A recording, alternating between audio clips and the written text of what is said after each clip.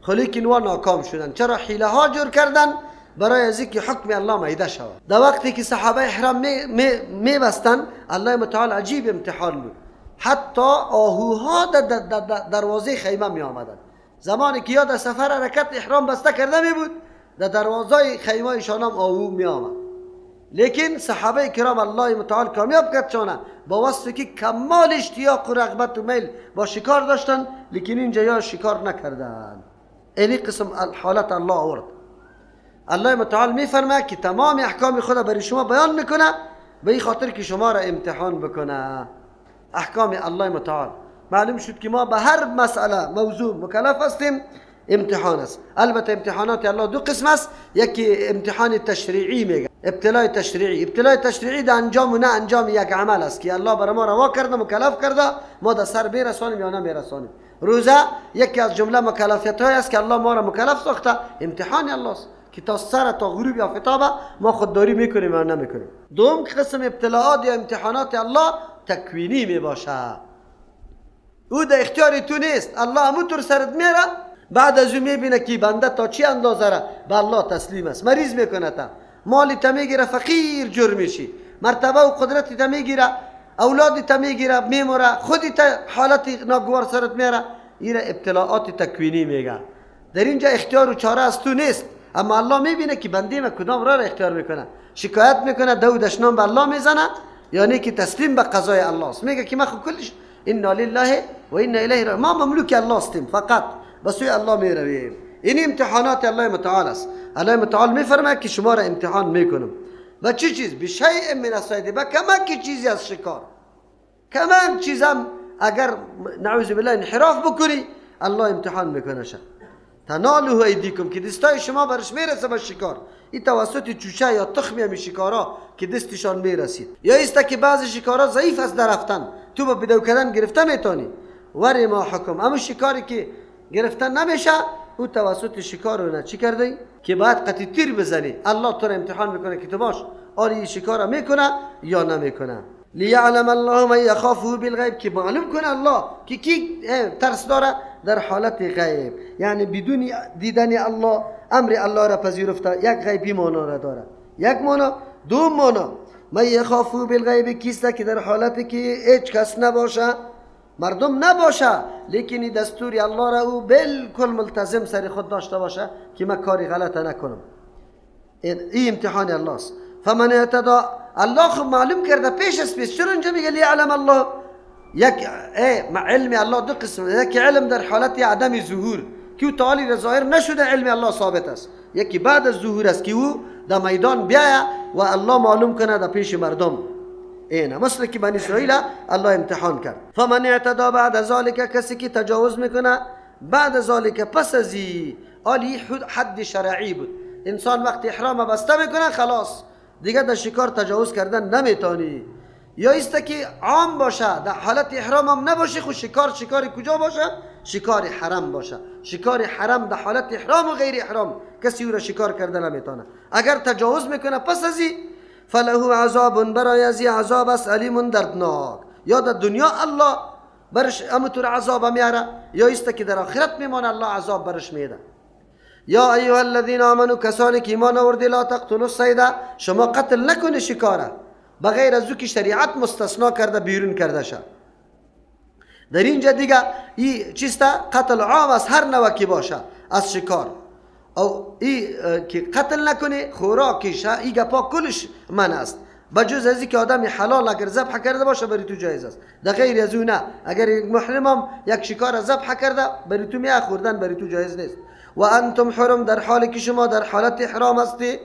و من قتله، کسی که قتل کنه می شکاره، منکم از جمع شما که در حالت احرام هستی، متعمدن به قصد، البته خطا کننده و کسی که فراموش کرده باشه، اینجا در این حکم داخل است، یعنی بالایش جزا هست. متعمدن کسی که اگر خطا بکنه در این حکم داخل است.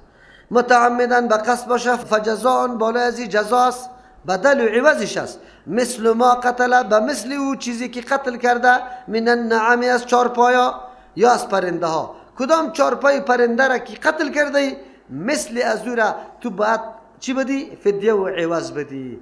مثل دو قسم است، یکی مثل سوری است، یکی مثل معنوی است. مثل سوری مانا که هم شکل از او باشه. مثلا یک آدم آهو را قتل کرده، اونجا مثل داره، در اینجا بز و گوسفند مثلش است.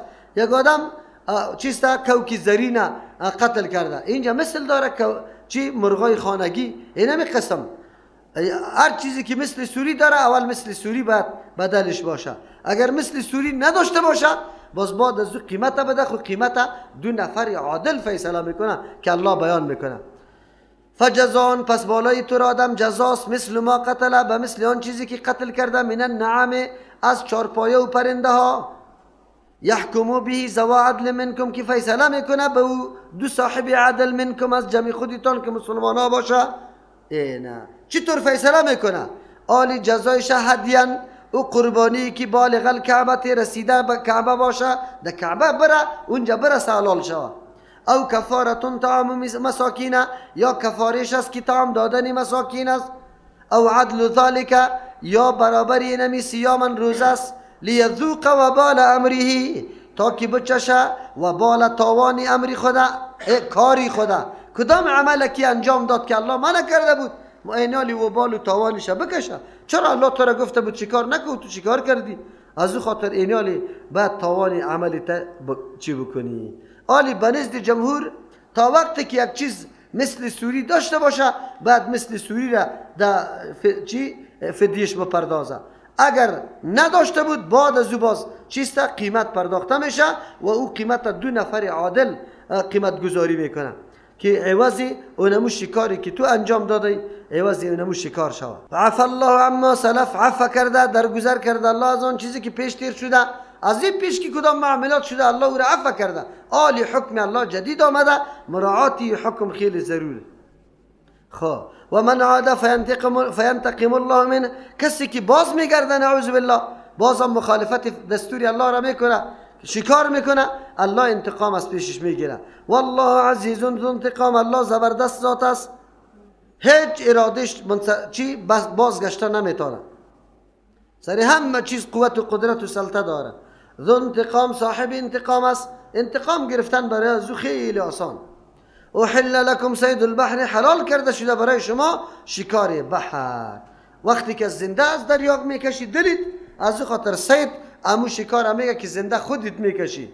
و طعامه، خوراکش بحرم بری تو جایز است. مراد از خوراک اینمو طعامی را که خودی بحر بر چیسته کشته باشه و بیرون مندازه، او را طعام میگه. یک توجیه است. دوم توجیه، احل لکم صید البحر، حلال کرده شده برای شما شکاری بحر، یعنی کدام؟ اموی که تازه است بدون از اینکه نمک سرش انداخته ای. و طعامه، طعامشه که بعد از اون نمک سرش مندازی انداخته شده باشه، این برای شما حلال است. لیکن قول اول راجح است که مراد از صید امو چیزی است که زنده تو از بحر میکشی. مراد از طعام اونمو چیزی است که در بحر مرده باشه تو قتل نکرده ای. چرا که روایت بخاری و مسلم هم این را تایید میکنه. یک صحابی میگه که ما در یک سریه رفته بودیم، گوش نشدیم، هیچ چیز ختم باقی نماند، حیران بودیم، لشکر 300 نفر بودیم. گفت ناگهان از بحر یک ماهی را همین بحر قلاچ کرد. این ماهی قدر کلان بود که ما 300 نفر 18 روزی متواتر از این خوردن میکردیم، سر از اون گوشت باقی مانده بود. و دو قبرغیش در یک روایت میگه کردوش انت پالو دا پالو ماندیم، در زیرش یک آدم شتر سوار چی شد؟ تیر شد. این قدر کلان بود. و از او خاطری را سریع عنبر میگه و خودی ماهی را به نام عنبر یاد میکنه. از او خاطر در بحر که هر قدر ماهی کلان باشه این حلاله. کسایی که در عوام مشهور شده که از یک خروار زیاد بود باز این حرام، این گپا چیسته؟ گپای شکمیسته. این گپ قطعا چی نیست. باقی من که آیا در بحر تمام چیزا حلال است یا تنها ماهی است؟ در این علما اختلاف داره. راجح قول است که غیر از او چیزی که حرمتش در حدیث ثابت است، مثل خنزیر، انسان اگر در بحر موجود شود و دیگه بقا و همچنان چی تمساح که یا در حدیث ها حرمتش آمده، چیزی که در حدیث حرمتش نآمده بود در بحر بود مکمل میگه حلال است. امام مالک رحمه الله خوی قدر یک قولی وسیع داره که پشت گپ نگه، میگه چیزی که پیدا میکنی حلال است. خب او احناف میگه که یک ماهی حلال است، در ماهی هم یک ماهی را استثناء میکنه، ماهی تافی را. او میگه حلال نیست. ماهی تافی را میگه که ماهی مرگش معلوم نباشه و در سری آب شکمش بالا سفید بزنه، اینی تر ماهی را هم خورده نمیتونیم. لیکن حدیثی که در این مورد میاره او ضعیف است، بلکه ابو بکر رضی الله عنه در حدیثش میگه که ماهی تافی هم بالکل حلال است. از او خاطر قول جمهور در اینجا راجع است نظر به استناد احادیث. و یک نوع مهربانی الله متعال است که به خاطر حجاج از همچون نعمتها استفاده بکنه. احل لكم صید البحر، حلال کرده شده برای شما شکاری بحر که خودتان زنده میگیری و طعامش یعنی هر چیزی که به زنده نگرفته چی خودی بحر رو کشته بیرون کرده. متاع لکم، منفعت برای شماست، ولی سیارت برای کاروان و قافلای شما. چرا که آدم سفر میکنه ایرم حرام باشه چی را میخوری؟ و حرم علیکم صید البر، حرام کرده شده بالای شما شکاری چی را؟ خشکره، ذبح کردنش هم حرام. و حرم علیکم، حرام کرده شده بالای شما صید البر، شکار کردنی خشکه. و همچنان شکاری خشکه را که ذبح کردی گوشتش خوردی، اینه که برای تو شکار شده باشه نمیتونی خورده. اگر خوردی باز دیگه بدل و عوض میدی. ما دمتم حرمات، تا وقتی که شما در حالت احرام هستی. واتقوا الله الذی، خدا نگاه کنی، پرهیز کنی، تقوا را اختیار کنی، یعنی خدا نگاه بکنی از مخالفت الله. الذی الیه تحشرون، ذاتی که خاص به سوی او تحشرون شما جمع کرده میشی. اینه چقدر نکته چیستا مؤثر و بلیغ است. از امو الله خدا نگاه بکنی که خاص به سوی از او تحشرون شما جمع کرده میشه، که جمع میشه الله سوال میکنه فلانی چیز حرام کرده بودم چرا تو معامله حرام قطعش نکردی؟ جعل الله الكعبة البيت الحرام، گردانید الله کعبه که او بیت معظم است. حرام اینجا دو معنا داره. حرام به معنای از که صاحب حرمت است، تعظیم و احترام است، یک معنی است. دوم یکی حرام است تعرض کردن یکی بالای دیگه در اون بیت، اینا حرام دو معنا را پیدا. الله کعبه بیت الحرام چی گردانیده؟ قیاما للناس، ذریعه بقای مردم، یعنی قایم شدن مردم که اینجا زندگیشان باقی است. للناس برای مردم، کل مردم نظام زندگیش قایم به بیت الله است. از همون خاطر است اول عرب است که نظام زندگیش به بیت الله به خاطری بود که یا قافله ها داشتن، تجارت ها، گاهی در یمن گاهی در شام، در مسیری را هیچ کسی ها را آزار اذیت نمیداد. چرا؟ به خاطری که مجاورین و خدمتگزارای کی بود؟ بیت الله بود. جعل الله الكعبة البيت الحرام قياما للناس وشهر الحرام والهدي والقلائد، گردانید الله کعبه که بیت حرام است، یعنی خانه معظم است، قابل احترام، یا است که در اونجا تعارض یکی بالای دیگه نمیشه، هر نوع تعارض، جنجال، جنگ کردن در اون حرام. قیاما للناس، ذریعه قیام برای مردم، کل اهل عرب یا تمام انسانیت قائم است تا وقتی که بیت الله باشه. تشریح میکنیم. و شهر الحرام، ماهای حرام 4 است، او را هم سبب قیام زندگی مردم شده. و الهدی و القلائد، قربانی که نشاندار نیست و قربانی که نشاندار است که روان میشه طرف حرم. ذالک لتعلموا، یعنی ساختن بیت الله ذریعه بقای مردم، قیام امن و امان مردم، به خاطر عزیز لتعلموا که بدانی ان الله یعلم ما فی السماوات، که الله میداند آن چیزی که در آسمان هاست، و ما فی الارض، آن چیزی که در زمین است، و ان الله بكل شیء علیم، که الله بالای تمام چیزا علم داره، میدانه که کدام چیز سبب امن مردم شده، میتونه الله متعال او را سبب امن مقرر کرده. در اینجا الله متعال مقام و منزلت بیت الله را بیان میکنه.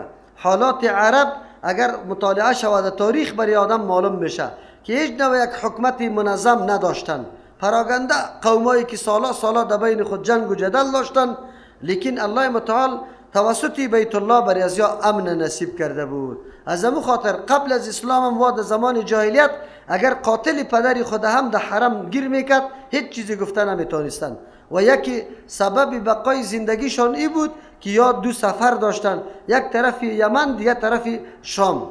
در 2 سفرها این مردم ها بسیار به اطمینان خاطر اینمی سفرها را انجام میداد و فایده میکردن. چرا؟ مردم یارا مجاورین بیت الله میگفت، خدمتگزارای بیت الله احترام میکردن. اینجا الله متعال اشاره به این میکنه که الله کعبه را که بیت معظم است، خانه خیلی قابل قدر و بزرگی است، قیام برای مردم است. مراد از قیام است که ذریعه بقای مردم است.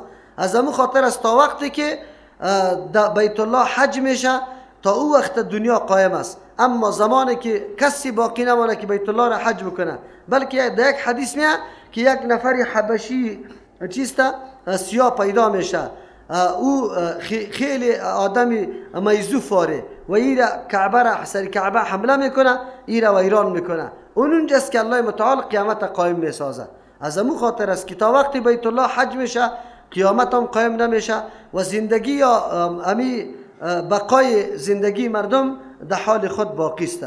پس در اینجا اشاره به این میشه که بیت الله یکی از جمله نشانه های قیام زندگی مردم است. تا وقتی که نمی به مو شکل اصلی خود که الله اراده کرده که در اینجا طواف ازی شوه، مردم از جاهای دور برای زیارت ازی بیا، تو نمو وقت دنیا به امن است، یعنی امن در دنیا می باشه. در غیر از او وقتی که بیت الله از بین رفت دیگر این زندگی انسانیت باقی نمیمانه، قیامت قائم میشه. همچنان الله متعال ماهای حرام هم قابل قدر گردانیده. 4 ماه بود، شوال، ذوالقعده و ذوالحجه و محرم 3 ماه پی در پی، رجب 1 ماه جداگانه. در 4 ماه در بنزد عربا در او زمان هم جنگ کردن و تعرض کردن حرام بودن. ایام سبب امن مردم بود. چرا در 4 ماه میتونستن هر کار روزگار بکنه، یک جای در دیگه جای انتقال و سفر بکنه، چرا که در این تعرض یا حرام میدانستن. والهدی والقلائد، امی عربا قبل از اسلام هم کسانی که طرف بیت الله می آمدن دیگه خامخواه قربانی ها را قی خود می آوردن. در قربانی بعضی اوقات نشانه را آویزان میکرد، بعضی اوقات بدون نشانه. الله متعال می فرمه که ایرم سبب امن گردانیده بود. چرا؟ وقتی که تو حیوان قتید میدید که طرف حج روان استی، باز بر بالای خودی تام کسی تعرض نمیکرد. این کلش اسباب امن برای چی بود؟ البته کعبه از سبب امن برای کل انسانیت است و دیگه مسائل سبب امن برای عرب بود که عربا یکی بالای دیگه خود مستعرض نمیکرد. الله متعال در اینجا اشاره به فلسفه میکنه که الله متعال علم داره که بیت الله را سبب امن مخلوق بندگان خود ساخته. یعنی تا زمانی که در بیت الله طواف میشه اون حراس از این نیست که نعوذ بالله چیسته انسان بیخی از بین بره. از این معلوم میشه که مصلحت های تمام امور الله میدانه که او علم محیط داره، بر چیز علیم است و او میدانه آن چیزی که در آسمان است و در زمین است. اعلم ان الله شدید العقاب، بدانه که یقینا الله متعال سخت عذاب دهنده است. و ان الله غفور رحیم، یقینا الله متعال بسیار مهربان ذات رحم کننده است. اینا وقتی که الله 2 صفت داره، حتما هر 2 صفتش برای خود یک عمل خاصه اختصاص داده. اگر کسی مخالفت اینمی نظام و حدودی الله متعال میکنه دیگه او برباد است. الله در مقابل از او شدید العقاب است. اگر نیکی و دستورات الله را در نظر گرفت، حدود الله را مراعات کرد، او دیگه کامیاب است. چرا که الله در مقابلش غفور و رحیم است. ما علی الرسول الا البلاغ، نیست بالای پیغمبر مگر رساندن. والله یعلم ما تبدون، الله میداند چیزی را که شما آشکارا میکنه به زبان یا به اعضا، و ما تکتمون، آن چیزی را که شما پنهان میکنه از چیسته در قلبایتون از گناه ها را. دیگه ما علی الرسول الا البلاغ، لحاظ کردن اینمی احکامی که الله بیان کرده این تعلق به پیغمبر نداره. چرا؟ پیغمبر مسئولیت خود ادا کرده، برای ما و شما رسانده. بعد از او به ما تعلق داره که آیا ما پابند همین نظام هستیم یا ایره نعوذ بالله آنقدر نادیده میگیریم که هیچ پرسان نکو. از او خاطر اینجا که الله میگه والله یعلم ما تبدون و ما تکتمون، چیزی را اشکارا میکنه، کدام اعمال نیک یا بد که اشکارا میکنه هم الله میدانه، اگر پنهان میکنه هم الله میدانه. اختیار در دست شماست. پیغمبر خو مسائل رسانده، ولی به این مسائل چه اهمیت قائل است، کدام مسئله را جدی میگیره کدام غیر جدی میگیره، این برای شماست. از او خاطر در اینجا اشاره به است که عمل خوب و بد و حلال و حرام و چیست اخلاقی خوب و بد، این کلش دی داخل است که کسی انجام داده یا نکرده. از او خاطر اینجا الله پشت سر میگه قل بگه پیامبر علیه السلام لا استوی الخبیث و الطیب، برابر نیست چیزی گنده و ناپاک و طیب و چیزی پاک، این برابر است؟ قال کلا، برابر نیست. تاجری که آمد که گفت که یا رسول الله ما خود کلی شرابه روان بار کد آوردیم، پیغمبر علیه السلام همینطور گفت قل لا يستوي الخبيث والطيب. الله وحی روان کرد پیغمبر علیه السلام میفرما به این نفر بگو که برابر نیست خبیث چیزی نجس و طیب و چیزی پاک. خبیث حالی چی چیز است؟ خبیث چیزی حرامه میگه، طیب چیزی حلاله، یا خبیث بد، طیب خوب، یا چیست خبیث اخلاقی نادرست و طیب اخلاقی درست، کلی چیزا را شامل میشه. دیگه میگه پا ولو اعجبک کثرت الخبیث، اگر چی تو را خوشید میآید یا در تعجب انداخته تو را زیادت خباثت، معلوم شد که در دنیا چیزای خبیث خیلی زیاد است.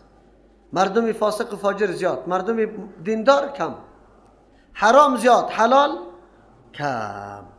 خب عالی وقتی که قرآن بر ما میگه اگر چی تو را در تعجب مندازه زیادت، لیکن فکرت باشه که طیب است، چیزی کم.